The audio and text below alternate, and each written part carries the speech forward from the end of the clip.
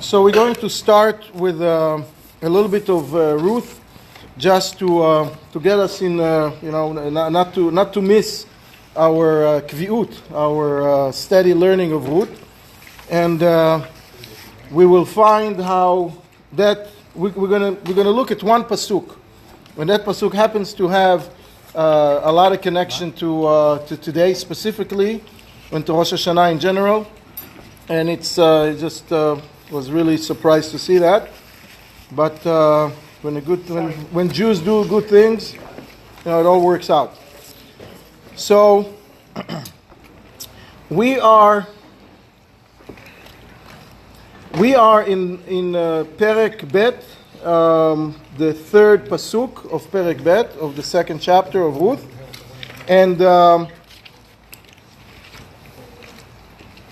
we are at the point where Naomi and Ruth are back in Bethlehem, and they are really, really poor. They don't have anything to eat. They do have somewhere to be, because Naomi used to live there, and they just came back to their own property. But they don't have any other possessions besides that.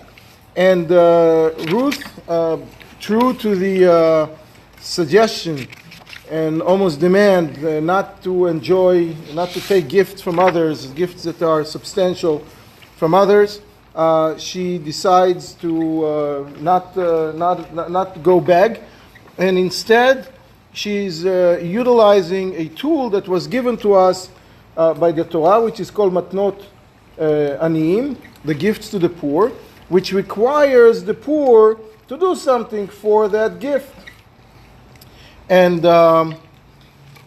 so Ruth agrees to go and collect for both of them, telling her mother-in-law that she's a known quantity here. She was a very important lady in this town, and for her to go and collect this kind of to collect wheat in together with the other poor people will be very very disrespectful, very degrading. So she's going to do the work for her, for both of them, and she went on her way to collect the gifts to the poor. We discussed last time what are the three types of the gifts to the poor, and she chose the leket, the gleaning, which is the one that requires a lot of work. She needed to actually go and gleaning is valid when you have one or two stalks or ears of wheat that fell on the floor or that fell on the ground or were left standing. Then the poor can collect them. If it's more than that, it belongs to the owner. So imagine collecting onesies and twosies, basically from a whole big field. Oh, doesn't it have to have fallen? If as long as they chopped all around it, and the back of whoever is cutting, of the farmer, is to that stalk, if it's one or two, even if it's standing, it belongs. I thought the whole payah was. Payah is the corner. It's a lot. It's 1/60th. This is 1/60th. The payah is 1/60th.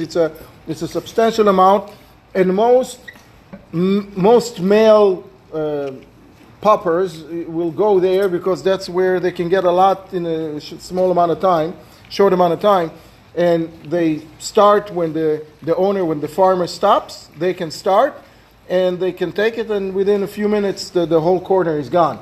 Where gleaning, leket, because it's such a manual work, such a hard labor to go collect, it takes the whole day. They just basically go behind the farmer, and one line after one row after the other to get the wheat through the whole field. So they don't wait to the end. They're hanging around with the. They can cut it. Yes, they can. If the farmer's gone through but left the field, but you can cut it. Yeah, but mostly it's on the floor. Mostly it's on the ground. If there are one or two that are standing, yes, they can cut it, and they can cut it with their hands. They cannot use a sickle for it. Oh, really? Yeah. That's hard work. Yeah, it's really hard work. But it gives them dignity. They're not just handing, they're not just, putting their hands out and they give them some dignity. They worked for it. They worked for the food. And especially leket, it's not something that's worth the farmer, to keep collecting because, it stops the progress. So everybody is enjoying. Everybody is It's a win-win situation. it's a win-win situation. Very good. So, vatelech. So let's learn this one pasuk that we're going to learn today. Vatelech vatavo. So she went and came back. Vatelaket, and she collected. She collected the gleaning basadeh in the field. Achrei kotzrim, after the how do you say kotzrim? Not the farmers. The what? The harvester. The harvesters, right. ויקר מקרה חלקת השדה לבועז אשר ממשפחת אלימלך. And it happens to be coincidence. It's a coincidence that the field that she happens to be on the collect happened to belong to Boaz, that was her Naomi's uncle, basically. Naomi's cousin, first cousin. So, no. Uncle, yeah. Now, so there are several landmines in this pasuk, and let's just address them one at a time. Or a brother-in-law. Uncle, brother, right? Vatelech vatavo. Why? I think it's uncle or cousin actually. So, vatelech vatavo. What does it mean? Vatelech vatavo. She went, but she went and came back. What does it mean? She went and came back. So stay there. what? That means she didn't stay there Yeah, for a long but time. it's when somebody went. Repetitive. Yeah, she went and came back, and then it says she collected. She went, came back, and collected. That's not the sequence. Is not good. Yeah. Should be went, collected, and went back. Right? So the rabbis are all mentioning it. The commentaries, and they say she was walking around to find someone who will be nice to her. Some field that the owner is not a pig, basically. Is nice to the poor people and not screaming and not creating uncomfortable situation. So she went back and forth. She was trying here, she was trying there. She also, some say that she used her seichel, her brain, and instead of when you go further out to the field to collect and then you have to come back, you have to schlep it all the way. So she went empty-handed and collected all the other way back. So she got closer home with the... they also said that she went back and forth to the house several times during the day because Drop off the merchandise. to drop it off. She didn't just... She was a very... not fragile, but just she didn't have enough strength to get more than that. There is also a question why v'tavo with the letter vav. It can be written without, because she was actually collecting for 6 days until this situation occurred, which we'll see later next time with which she met Boaz. For 6 days she was collecting. Why she was collecting for 6 days until she saw Boaz? Because Boaz was sitting shiva, and Shabbos you don't work, so what's left is 6 days, right? So for 6 days she was working, and then on the 7th day, that's when Boaz came from after the shiva and met them. Now, but you said it, the start was Chol Moed Pesach. Yes. So you have Yantif at the end. Mm-hmm. And you have Shabbos. So they started harvesting after Chol HaMoed Pesach. After Chol Moed. Yeah, that's when she started So in other actually. words, after the 7 days Yantif. After second day. Now, there are those who say that the fact that he's mentioning here Elimelech is because Elimelech, when he left 10 years ago, he left the land. He had he was a wealthy man and he had a lot of fields. So that particular field used to belong to him. It still belonged to him, and he just gave it to Boaz to work. So might as well somebody, because he didn't want to leave it empty as an open door to everybody to come in and out. So it actually was a field that belonged to Naomi, except that it's not hers now because it was rented or leased to Boaz. So for Ruth to actually fall on that, Who had the, Originally it was Elimelech's. it used to belong to Elimelech. Elimelech left. He leased it or rented it out to Boaz, and then so everything that Boaz collected is his because he worked it. Who's he paying? What? He's renting. Who's he paying? Shouldn't it be? He's I don't know what was the arrangement, if anything. I don't know what was the arrangement, but he didn't want to leave it, Unattended. unattended because people will just You had to cover the Arnona. exactly.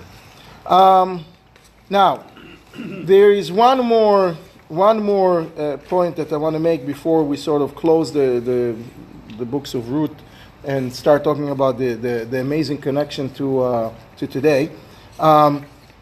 It says here that she was walking after the harvesters, multiple of them, and the first in the pasuk before that we learned last time said she would look for a place where the farmer, singular, will be nice to her.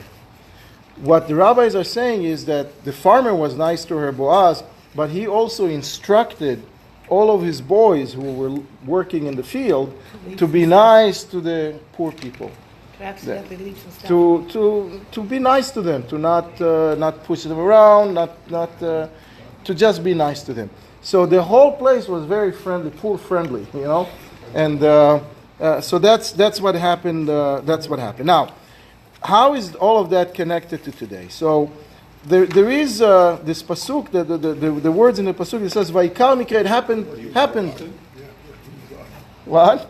no. Happened to be the field that belongs to. It's a key word. Happened to be Vaikar mikra is a key word in the holy books, and that brings us to the meaning of the key word. What does it mean? Happen to be.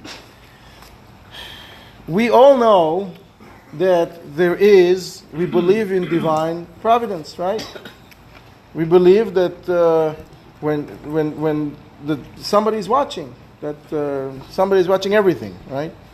So what does it mean, divine providence? So if you look at the English one-to-one translation, is not right, because divine means godly, and providence means what's the watching over, caring. I don't know exactly what the meaning is, but it's not hashgacha pratit.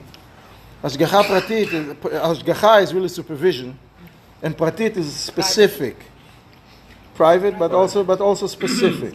Specific supervision. That's the true meaning of hashgacha pratit. Now, what is the story of hashgacha pratit? What do we believe as Jews? What does the meaning of hashgacha pratit? When do we have it? Who is enjoying it? Who is it? When was the whole concept developed? It's not written in the Chamisha Chumshei Torah openly. It was. So the first place that it's really discussed at length is Moreh Nevuchim LaRambam in the year 1200, and the Moreh Nevuchim is saying something interesting. He says that the Hashgacha Pratit is godly supervision, but it only on the species of man, of humans, only for humans. But everything else on earth, the animals and plants and everything else that exists, it's not individual supervision, individual providence. It is more of a species. It's species wide. And later on, 100 years, not 100, throughout the years, it was explained in a way that the animals, God is looking at after all the lions, and which specific lion is going to eat which specific zebra at what point, or when the glass, your favorite milky glass is going to break. That's not what God is looking after. That was the belief at that time, how people interpreted what the Rambam says. The Rambam also said something which seems to I don't want to say outrageous, but it seems very surprising.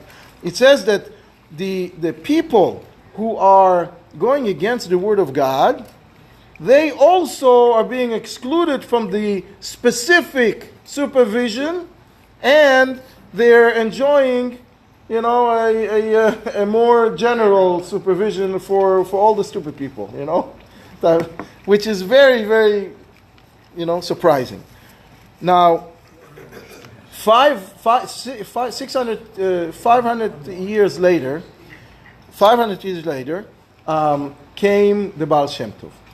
And the Baal Shem Tov, and which is why we're here now, because it is the birthday of the Baal Shem Tov. Chai Elul is the birthday of the Baal Shem Tov. I think Zalman is going to talk about it. So the Baal Shem Tov came up with another explanation.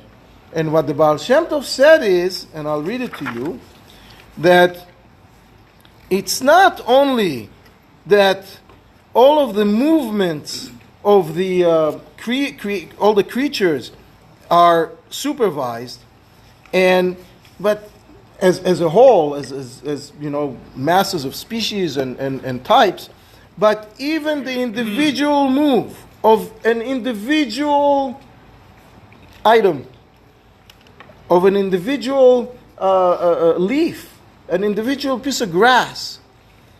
That individual piece of grass is moving in a specific way in order to fulfill the will of God, the desire of God. So, seemingly, he is totally on the other side of the Rambam. The Rambam is saying, it's for those who, for humans, who follow God's commandments, they get that special treatment. But everybody else, are being included in one bag and general direction. And that is very, very different, seemingly.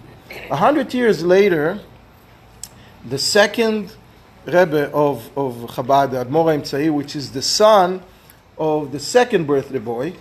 The second birthday boy is the Alter Rebbe, the first Chabad Rebbe who was born at the same day. So his son explained how those two things fit together. How the Rambam does not disagree with the Baal Shem Tov, and the Baal Shem Tov does not disagree with the Rambam. This is a classic Jewish way of learning something. Somebody says this is right, and this is left. Oh, they're talking about the different things. He looks at it from north, and the other one's looking at it from the south. So they see it differently, but it's really the same thing. That's the classic way of explaining disagreements in Judaism. So this is no difference. And what they explain is as follows. There are two types of divine providence. There are two types of supervision. There is the revealed one, and there is the hidden one. The revealed one is for those who are aware of God, those who know where to look, those who are following the words of God. They are getting the revealed version of the supervision. And when they see something, wow, I missed the train, ochunvei, but wow, I happened to meet somebody on the platform and I won a big contract. So if you believe in God, you know that this is what, it was meant to be for you for a reason. So that's, I saw it. I went home, I spoke about it, I internalized it, and I realized that it is from God. But those who don't believe in God and don't really pay attention, like the animals, like the trees, like those who don't listen to God, and they think, that's why they get upset. They get upset when they miss the bus or something because they think that it's coming to them, and how dare, and how they don't realize, maybe it's for good. When someone who believes in divine providence misses a bus, they don't throw a fit, they don't go crazy. They say, thank God, kol hakavah letova, maybe I'm supposed to be here, who knows what will happen, bad over there or good here. Either way, I'm safe. So that is how the Mittel Rebbe, the Admor HaEmtzai, is connecting those two. They're both saying the same thing. It's just that the Rambam revealed the first level, which is the divine providence, which is hidden, and the Baal Shem Tov revealed the one which is more revealed, more out there. Now, we are one last point before we sort of wrapping up the Ruth portion of today, and that is we're saying in several places in the Torah that God is telling us that if we are gonna go with Him bekeri, He's gonna go without b'chamat keri. If we are going to act with Him, so you look at the translation. What is bekeri? Casualness. Like if you treat me like, okay, it's like casual Friday. I do wear it, I don't wear it, I do it, I don't do it, whatever it is, it's all okay, it's all fair game. So I'm going to also treat you that way. And what does it mean, casualness? Casualness means this, when what is casual? That you don't really do anything specific. It's not, there is no protocol. You don't have to wear, a black tie and polished shoes, and it's whatever you wear. You put your hand in the drawer, and whatever comes out, that's casual. So casual means that we don't really see how everything is managed. So God is telling us, if you're going to act towards me that way, that I say, to keep Shabbos. So okay, so I'll keep Shabbos sometimes a little bit, until 4 afternoon, and then I'll go, whatever it is. If you act towards me like that, I will act towards you like that, which means I'm going to put you in a different class. You're suddenly not going to realize how everything is managed, how everything is supervised, and suddenly it's going to be, okay, maybe I'll the stuff that's happening to me is just because it's happening to me, for good and bad. I made a mistake, or I really am so successful and so talented. It's all going to be me, rather than the hand of God. So that is the connection of that pasuk of Ruth that we discuss, and we can discuss more details later on throughout the evening. But the point is that it's connected to Chai Elul. But how is it connected to Rosh Hashanah? It's connected to Rosh Hashanah because on Rosh Hashanah it's the din, who is getting judged? Yeah. Everybody, including the grass in your backyard, including the rat in your backyard. Everybody is being judged. At that moment, on Rosh Hashanah, God is setting up, well, this leaf is going to fly that way from your tree to your, to your garden, and is going to cover that particular cockroach from the 90-degree sun. That's what happened on Rosh Hashanah. On Rosh Hashanah, it's all being set and decided for the next year. So, l'chaim, thank you all for coming and celebrating this amazing double birthday of the Baal Shem Tov and the Admor HaZaken and the Alter Rebbe, and thank you for coming and celebrating. It's basically, when we scheduled it, it was Yosef ben Amram was in a hospital, and we were very worried about him, and he was released from the hospital. So it's turning out to be a thank you, Su'udat Odaya. Thank you for saving him. L'chaim. So when we talk about Rosh Hashanah,